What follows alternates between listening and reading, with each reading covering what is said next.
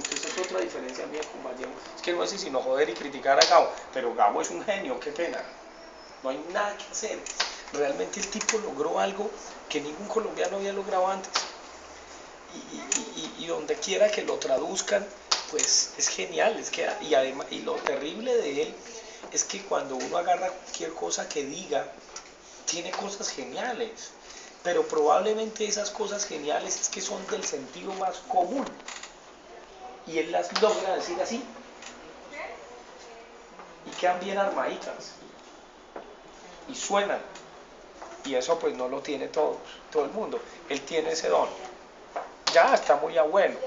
Por ahí reapareció cumpliendo 86 años. Ya es un abuelo. Pero su obra indudablemente pues, partió la historia de Colombia, no hay nada que hacer. Su obra es el nudo de nuestra soledad. Fabián, nos cuentas un poquito de tu historia como escritor. ¿Cómo comenzaste? ¿Quién te dio cuerda? ¿Quién fue el tramoyero tuyo? ¿Y, y qué libros tienes? ¿Cuál es la temática que te gusta? Pues mira, yo empecé como estudiando común y corriente en la escuela, en el colegio, y luego estudié antropología. Buena parte de eso lo cuento aquí en Profesor y le hago un homenaje a mis maestros. Yo creo que lo más bonito desde la escuela primaria fueron las maestras, y ahí fueron maestras, que me enseñaron a contar cuentos, que me enseñaron relatos. Esas nunca las podré olvidar. Y después llegué a tener profesores geniales. Un muy buen profesor de literatura, una profesora de filosofía espectacular. Luego en la universidad tuve gente de muy buena calidad. Antanas Mocus, Guillermo Páramo, profe Carlos Eduardo Vasco, Roberto Pineda, personas de un gran renombre hoy día que hicieron obra en su campo, pero al mismo tiempo grandes profesores. Y luego pues tuve la ventaja de tener beca y estar afuera y seguir clases con Cornelius Castoriadis, Pierre Bourdieu y otros personajes, Jacques Derrida también seguimos cursos. Entonces, pero todos tenían algo muy en común, y es que conversaban, eran grandes conversadores. Claro, cuando volví de París, terminé el doctorado y todo, pues obviamente termina uno de profesor. Perdón, una interrupción.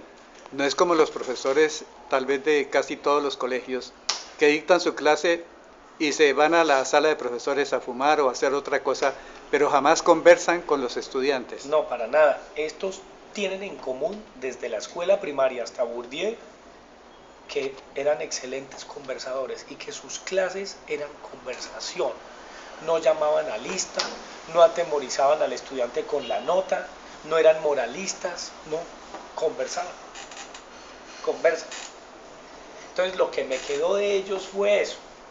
Cuando volví luego, pues obviamente seguí una carrera académica, profesor, llegué a ser decano de Ciencias Humanas de la Nacional, todas esas vainas. Pero hubo un momento en donde me di cuenta de que eso era insuficiente, que la mejor manera de contar, más que con las pretensiones de la ciencia, que verifica, que objetiva, que medir, es conversando pero por escrito. Entonces mis novelas y las que vendrán, si tengo vida, salud y licencia, como decía mi papá, es conversaciones por escrito. ¿Y con quién converso? Me preguntarán ustedes. Pues con personajes imaginarios que aparecen como ustedes. O con el cotidiano. Claro, que forman parte de lo cotidiano, de mi vida cotidiana, pero dijéramos también yo sueño a un lector, a una lectora, y esos aparecen por ahí. Otros se aburren, pues dejan esa vaina y leen otra cosa, leen la revista Hola o Vea, pero los que me leen es que se sintonizan también conmigo en eso cotidiano, y entonces también conversan conmigo. Esa es como la idea. Y claro, ya empecé a garabatear, y sobre todo me di cuenta que he vivido, la vida me ha premiado con experiencias muy ricas, que sería el colmo de lo irresponsable que yo dejara para mí, que no las contara. He vivido cosas tan intensas y tan vivas y tan gratas, y voy a vivir cosas tan ricas, tan intensas y tan gratas, que no son sobrenaturales, ¿no? Pueden ser un trancón, y o en un nudo o en un taco, como dicen en Medellín, del tránsito, ahí le puede cambiar la vida a uno. ¿Sí? Entonces dije, pues eso lo tengo que contar, lo tengo que recrear. Y entonces empecé a ver cómo era el lenguaje literario. Yo desde niño he leído mucha literatura. Ha habido influencias importantísimas, particularmente además de la obra de Gabo que me conmueve, pero yo no, cuando empecé por allá a cometer mis primeros pecados literarios, pues uno empieza imitando a los que ha leído. Entonces hay unas imitaciones garciamarquianas que esas se quedaron entre los cajones. Pero después, dijéramos más recientemente, la obra de Samuel Beckett me ha impactado mucho y también ha influido mucho en mí Fernando Vallejo, con todo lo contestatario y jodido que es y niño que es, en el mejor sentido, pues obviamente tiene una gran influencia en mí. Y obviamente hay mucha influencia de las ciencias sociales y humanas, de Bourdieu, de Michel Maffesoli, que era enemigo acérrimo de Bourdieu y todavía lo odia, aunque este ya murió. ¿Sí ven? Entonces, son una cantidad de personajes contradictorios que han influido en mí y la materia prima de lo que vivo. Y Colombia es un país muy rico en vivencias, en experiencias. Si uno las supiera recrear, aquí saldría más de un Bergman, más de un Faulkner. El problema es que no sabemos cómo encauzar todo eso y nos hemos, dijéramos, concentrado más en la tramoya barata del día a día y en la malicia indígena que nos tiene jodidos de cómo tumbar al otro y cómo joder al otro. Si aprendiéramos a encauzar esa vaina de tumbar al otro y de joder al otro y del palas que sea y la astuciecita colombiana y la colombianada de una manera mucho más creativa, pues pasaría lo mismo como si leyéramos todos los sábados a una hora determinada en los hogares, en las casas de cultura, en voz alta. Así sean las noticias de los periódicos para corregirle a los periodistas la mala puntuación que aplican. De hecho, no, todo es de hecho. Y el tema, vamos a hablar del tema del tramoyero, en lugar de decir vamos a hablar del tramoyero, el tema. Que en el proceso escritural o de escritura, ¿cómo haces esa catarsis para ya no ser el doctor, el maestro, el antropólogo, sino ser o sea, cómo no dejarse influenciar o definitivamente hay influencias académicas? Porque llegó a esa cotidianidad. Sí, hay influencias. Hay influencias. Todo el mundo busca la profesión, lo científico y los honores. Es una paradoja, mire, estamos en Cali, hoy hace un día grisecito, chévere, me siento, además veo un Cali bogotanizado, si me lo permiten, el pecado. Pero, y entonces si estuviéramos en el Cali caliente no podría tomar esto, pero me tocaría porque eso ayuda a aclarar la voz, un poquito de aguapanela con limón, entonces imagínense, eso está buenísimo, pero ya te respondo. Ay, qué maravilla, esa vaina ayuda mucho. Bueno, entonces, a ver, ¿cómo llegué a todo esto? Y miren, hay un personaje que a mí me gusta mucho y esa es la desgracia que hace que simpatice con Jorge Mario Bergoglio, que lo acaban de elegir papa, y es que se ha llamado Francisco, el condenado. Eso es una jugada política muy buena.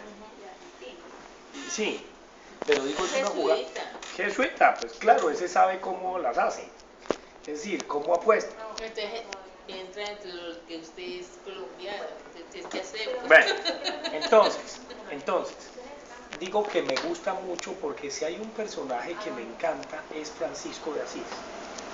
Para mí San Francisco es un santazo, tanto que si no se hubiera aliado a la iglesia lo hubieran quemado por hereje.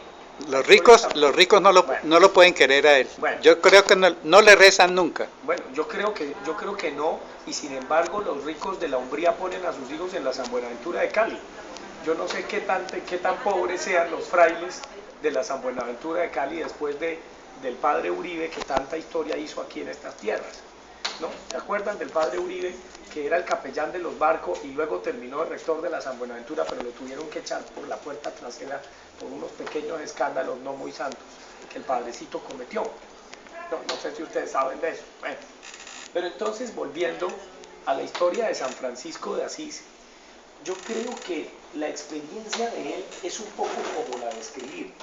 Cuando San Francisco cambia de vida, se empelota, se desnuda. ¿O no? ¿Se acuerdan de la historia de San Francisco o no? Ah, bueno, entonces él se quita toda la ropa y se la entrega al papá rico, que era comerciante, Petro Bernardone, entonces le entrega la ropa y queda en bola.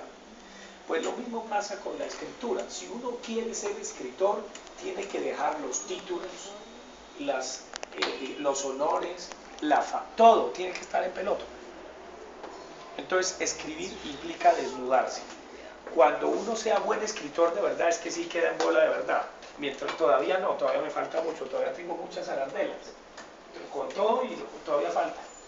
Cuando ya uno está más depuradito, es que está más desnudo. Los grandes escritores fueron seres que lograron desnudarse muy bien y que no le temían a la desnudez.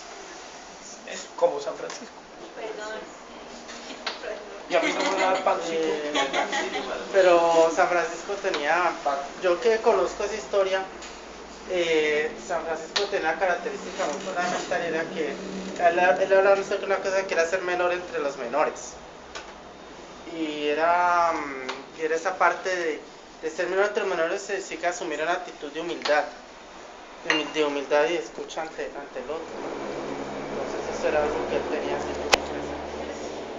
Y eso sí importa mucho de esa historia, de esa historia, pero pues... Pero es que qué mayor actitud de humildad que desnudarse. Yo creo que la desnudez, la experiencia de la desnudez es lo más difícil. Porque justamente usted puede estar en una playa nudista, pero está vestido. Cuando me refiero a la desnudez, no me refiero, perdón, al cuerpo de la Yayita, de 90, 60, 90, que es la novia de Pepe Cortisona.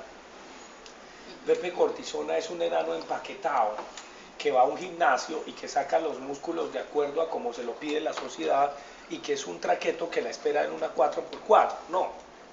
Cuando me refiero a la desnudez es el cuerpo que transpira, el cuerpo que huele, el cuerpo que va a ser banquete para los gusanos. Y eso exige mucha humildad. Claro, hay muchas otras más experiencias en la vida de Francisco, como esa que usted señala, pero dijéramos, para responderle a Danilo, de qué es escribir es como desnudarse. Eso es lo que quiero señalar. Es como eso. Ya que uno se vuelva humilde y toda esa cosa, pues muy jodido, porque los escritores tenemos un ego del demonio y entre más, pues claro. Obvio. Ah, no, pues eso sí, no les vas a pedir que entonces se vuelvan mínimos como San Francisco y que anden descalzos, olvídalo, eso no. No sucede. No, pero el acto de escribir sí es muy humilde.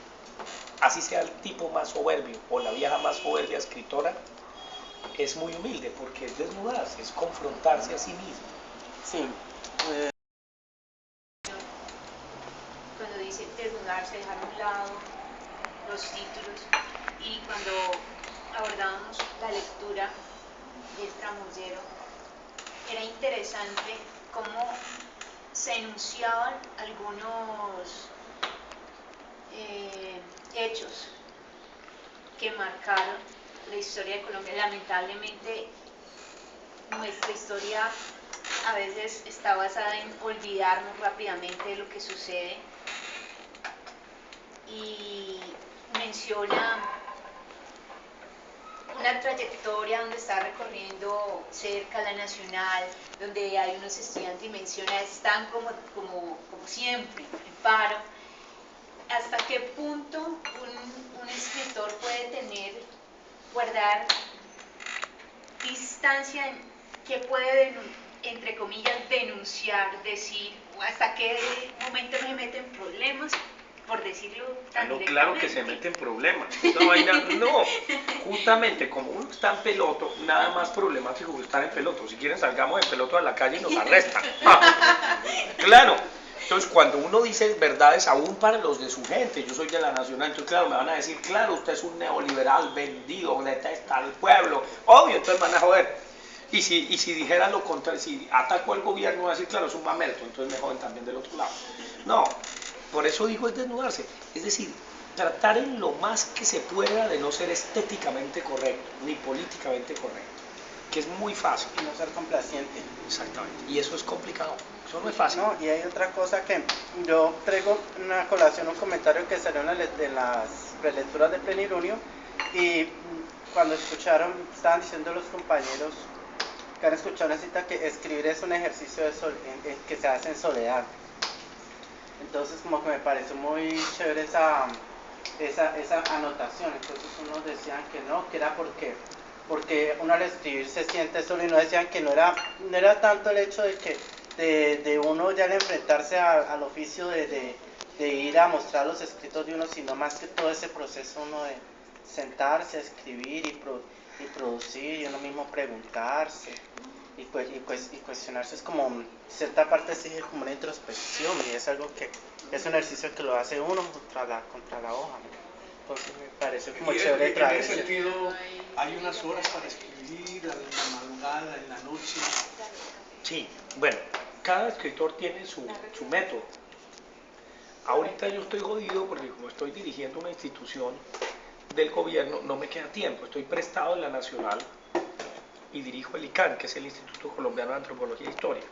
No he dejado esto porque me gusta lo que estoy haciendo y tengo que hacer una cosa muy importante que me conmueve y que me sirve de materia prima para la próxima novela, y es celebrar el centenario de las primeras excavaciones arqueológicas en San Agustín. Yo estoy enamorado de San Agustín, no puedo, entonces hasta que no celebre ese centenario y trate de reestructurar ese instituto, no puedo volver a la Nacional, a menos que me eche la ministra, que es caleña, que es de aquí también, pero me aguanta, es muy querida conmigo, todavía me consiente. Entonces, con lo contestatario y fregado que soy. Pero entonces, no me queda ya mucho tiempo, porque llego a la oficina tipo 9 de la mañana, pero puedo llegar a medianoche mamado, entonces a duras penas tengo tiempo para jugar con el gato, y entonces no estoy muy juicioso, no tengo mi disciplina como sí la tenía en la universidad. Claro, tengo que ingeniarme algo porque no puedo, a pesar de que estoy dirigiendo el ICANN, tengo que sacar por lo menos 2 horas diarias, y ese es mi compromiso. Ahorita en Semana Santa ya termino la maqueta de la próxima, de Monigotes, que es la próxima novela. Yo dije en el tramoyero que se iba a llamar Muñecos de Palo, no, va a ser Monigotes. Después les cuento por qué le cambié el nombre. Entonces tengo que diseñar la maqueta y luego ingeniarme todos los días al menos 2 horas. Y tiene que ser en par, no en impar, porque uno es fetichista también. 1 hora es muy poquito, 2 es una buena sesión de clases de 2 horas, no de una, porque eso se vuelve 45 minutos. Entonces 2 horitas tengo que sacarlas. Pero ¿cómo lo hacía y cómo lo hago generalmente? Bueno, yo tengo, no son estos cuadernos, este es pedante. Hay unos cuadernitos que son en ferrocarril, no es este tipo.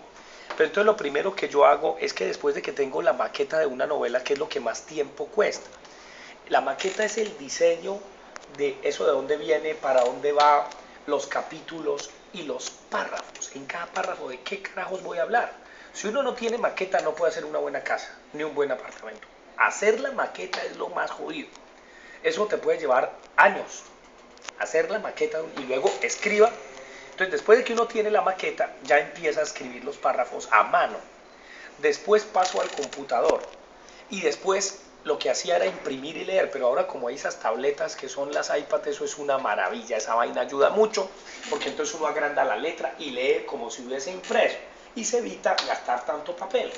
Y luego corrija, trabaje, juegue con el lenguaje, hágale hasta que quede. Y cuando ya se imprime, después de que leyó 1000 veces y yo no sé cuántos amigos leyeron, encuentra que hay un errorcito. En el tramoyero mi editor se sentía muy contento porque solo hay un error de ortografía. No más, no tiene ningún otro error ni de aposiciones. Yo escribo sin comas, pero las aposiciones ya les voy a contar. Las aposiciones están, porque tú no puedes decir ella toca el violín y él la viola.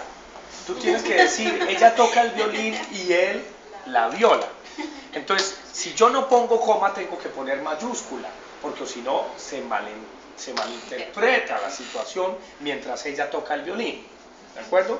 Entonces yo tengo que marcar la posición porque si no eso cambia completamente.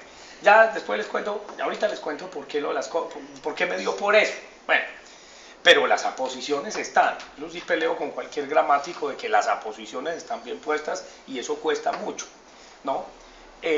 Pero no marco las comas. Bueno, ya les voy a decir luego por qué. Pero entonces, ese trabajo con el lenguaje que vuelve y garabatea, ese ya toma más tiempo. Y pues obviamente hasta que está y lo leen 1000 veces, la única falta de ortografía que tiene el tramoyero es tusa, que está con Z y es con S. Entonces, aunque hay una tusa que es con Z, pero no es la de la mazorca, entonces eso fue un lío, pero entonces nosotros felices porque que haya solo un errorcito, ya ese es un logro editorial genial. Y aquí, en Profesor, después de leerla tantas veces, felizmente solo tiene un error que fue muy bueno, fue bienvenido, porque a mí me dio mucha vaina cuando ya leo el manuscrito impreso, y ya se fue el tiraje, y entonces, y justo en el primer capítulo, en el primer párrafo, al final dice, será un relato de 16 sesiones, o mejor dicho, una trama de 16 capítulos. Y quedó, será un relato 16 sesiones, o mejor dicho, una trama de 16 capítulos. Se comió el de la imprenta, nosotros no lo... Pero es muy bueno, el error lo voy a dejar, porque eso es como cuando uno dice, será una clase 18 minutos 40 segundos. Es una manera también muy popular de hablar, o será 1 metro 40 centímetros. Entonces aquí que quede, será un relato 16, no sé qué, suena. Entonces me gustó. Las 12, 12. Eso, entonces me gustó cómo suena, entonces me sentí aliviado. Después de que llamé a insultar a mi editor, no lo insulté, simplemente le dije, Luis, mira lo que pasó. Le dije, no importa, dejémoslo así, sirve y suena. Entonces estoy muy contento. Fabián, tienes pinta como de muchacho, de joven, de juventud. Y sin embargo, ¿cómo estás hablando como un viejo que ama la ortografía?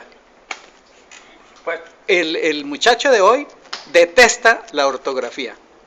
¿Y tú por qué ese gusto por y ese hablar tan elogiosamente de la ortografía, que te precias de que solamente hay un error ortográfico en tu libro? no, y además es que el amor por la lengua es el amor por la sintaxis, por la gramática, por la ortología, por la fonética, por todo eso. Una de mis razones por las cuales escribo sin comas es para protestar contra la cantidad de hermosos babosos que no saben marcar comas. Entonces lo que les quiero decir es que las aposiciones sí están bien marcadas, pero quiero señalar que falta algo, la coma. Hay un vacío que está ahí y ese vacío generó una letra mayúscula en la siguiente palabra. Es una protesta, porque la gente hoy día no sabe hablar, no sabe conjugar los verbos, no sabe escribir, y eso sí es una condición sine qua non para hacer literatura. Es decir, uno no puede hacer literatura si definitivamente está conjugando mal, está hablando mal, comete faltas ortográficas, no sabe usar la puntuación. Ah, no, ahí sí puede ser buen periodista, pero para escribir toca manejar esas reglas. Es como para hacer una mesa, usted no la puede dejar chueca, tiene que pegar bien las patas, hacerle diseño, en fin. Entonces una de las reglas mínimas es saber hablar. Es decir, uno no cae en cuenta qué, sino cae en cuenta de eso. Aunque suene mal, uno cae en cuenta de qué tal cosa. Uno no dice, habían 40 sillas, sino había 40 sillas. Claro, aunque ya la Academia Española aceptó el hubieron, que suena tan horrible, todavía no ha aceptado el haiga, pero el hubieron como que sí. Entonces habrá que decir hubieron, pero bueno. El haiga ya está aceptado. Sí, ya, entonces también tocará usarlo, pero suena horrible. Después veremos a ver cómo lo metemos por ahí.